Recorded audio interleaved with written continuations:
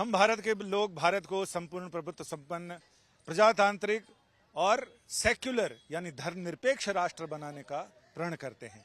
इस धर्मनिरपेक्ष शब्द पर संसद से लेकर सड़क तक शोर मचा है, तो सुप्रीम कोर्ट कैसे पीछे रह सकता है। सुप्रीम कोर्ट में जो याचिकाएं हैं, इस पर 10 जुलाई को सुनवाई होने की संभावना है।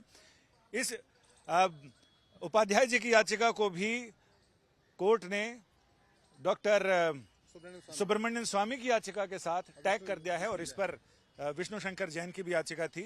अब इस पर 10 जुलाई को सुनवाई तय है। हम बात करते हैं कि इस याचिका की और बारीकियां क्या हैं। इस पर अश्विनी उपाध्याय जी हमारे साथ हैं।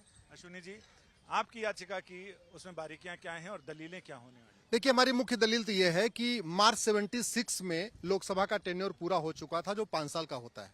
जब लोकसभा का टेन्योर पूरा हो गया तो फिर वो कौन सी लोकसभा है जिसने संविधान में संशोधन कर दिया, क्योंकि हमारे देश में लोकसभा का टेन्योर 5 साल के लिए ही होता है।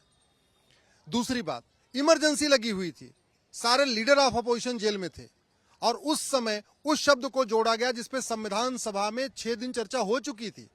प्रियम्बल एक दिन में नहीं बना है, 6 दिन चर्चा हुई है। धर्मनिरपेक्षता पर पहले भी चर्चा थी। संविधान सभा में 6 दिन चर्चा हुई प्रियम्बल में और 3 बार प्रोफेसर केटी शाह साहब ने प्रस्ताव पेश किया था सेकुलर शब्द जोड़ने के लिए और तीनों बार उनका प्रस्ताव रिजेक्ट किया गया, एक मत से रिजेक्ट किया गया कि नहीं। ज्यादातर लोगों का यही कहना था सेकुलर हमारी संस्कृति के अनुरूप नहीं है, सेकुलर हमारी विचारधारा के अनुरूप नहीं है, हमारी भारतीय संस्कृति के लिए कोई कॉन्सेप्ट नहीं है, हम एक धर्म सापेक्ष राष्ट्र हैं, हम धर्म के हिसाब से चलते हैं, फिर ये पंथ निरपेक्ष नहीं हो सकते। ज्यादातर लोगों ने भी कहा ये सेकुलरिज्म एक विदेशी कॉन्सेप्ट है, यूरोपियन कॉन्सेप्ट है, हमारे कल्चर से मेल नहीं खाता। तो हमारा ये कहना, पहली बात तो ये, लोकसभा का टेन्योर मार्च में पूरा हो गया, इसलिए लोकसभा उस समय एग्जिस्ट ही नहीं करती थी। दूसरा हमारा ये कहना था इस पे कोई चर्चा नहीं हुई है। तीसरा हमारा ये कहना है कि जो प्रियम्बल है वो संविधान का बेसिक स्ट्रक्चर है। बेसिक स्ट्रक्चर को बदलने की अगर परमिशन दे दी गई तो इसकी कोई लिमिट नहीं होगी। अगर एक बार उसमें सेकुलर जोड़ने की अनुमति परमिशन मिल गई तो फिर वहां से डेमोक्रेसी हटाने की भी परमिशन मिल जाएगी, इक्वलिटी हटाने की भी परमिशन मिल जाएगी। मतलब फिर तो आप कुछ भी बदलाव कर सकते हैं। लेकिन इसमें तो इस बदलाव के बाद सुप्रीम कोर्ट ने अपने निर्णय में, संविधान पीठ ने साफ कर दिया कि संविधान की मूल आत्मा और बेसिक स्ट्रक्चर से कोई छेड़छाड़ भविष्य में नहीं की जा सकती। मैं भी बिल्कुल, मैं सेकुलरिज्म का विरोधी नहीं हूं। हमारा ये कहना, अगर सेकुलर शब्द जोड़ना है तो आप सेकुलरिज्म को डिफाइन करिए और संविधान में जोड़िए।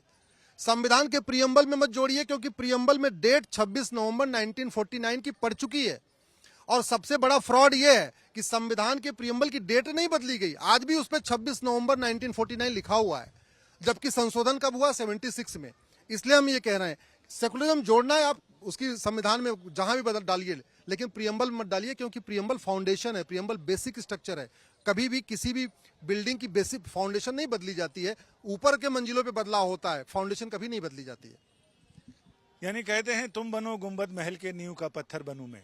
महल के गुंबदों में बदलाव हो सकता है कि नींव के पत्थर बदलने से तो पूरा सारी चीजें एक बार ध्वस्त करनी पड़ेंगी और नव निर्माण करना पड़ेगा। 10 जुलाई को इस मामले पर सुनवाई है और उसमें दलील ये रहने वाली है कि संविधान में सरकार चाहे तो बदलाव कर सकती है, लेकिन प्रस्तावना में कभी नहीं, कतई नहीं।